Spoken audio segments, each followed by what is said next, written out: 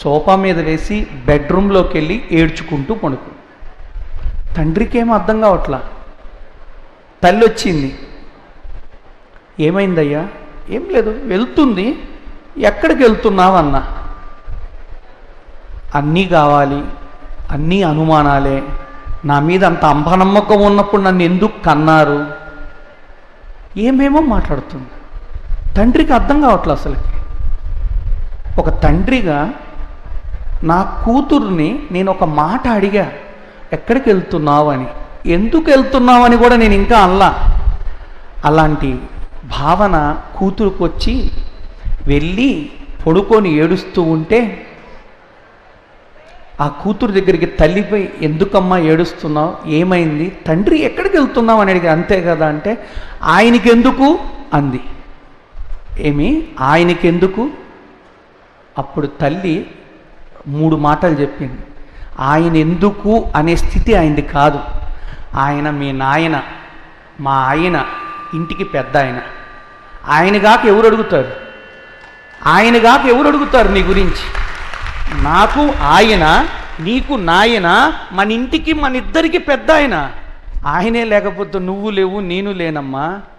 ఆ తండ్రి బాధ్యతగా అడిగేదే తప్పు బట్టి అలిగి పొడుకొని మమ్మల్ని సాధించే కూతురుగా మాకొద్దు నువ్వు అని చెప్పేశాడు. ఇవాళ పిల్లలతో తల్లిదండ్రులు ఒక మాట చెబుదామంటే భయమేస్తుంది.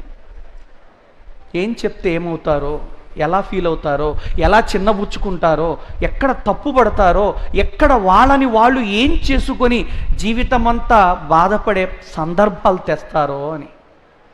పాపం తండ్రి బయలుదేరి హాస్టల్కి వచ్చాడు. కుమారుడికి ఎక్కడో గ్రామంలో వ్యవసాయం చేసి 4 డబ్బులు తీసుకొని ఇచ్చిపోదామని. కుమారుని పలకరించి వాళ్ళ అమ్మ వండి ఇచ్చినవన్నీ ఇచ్చాడు.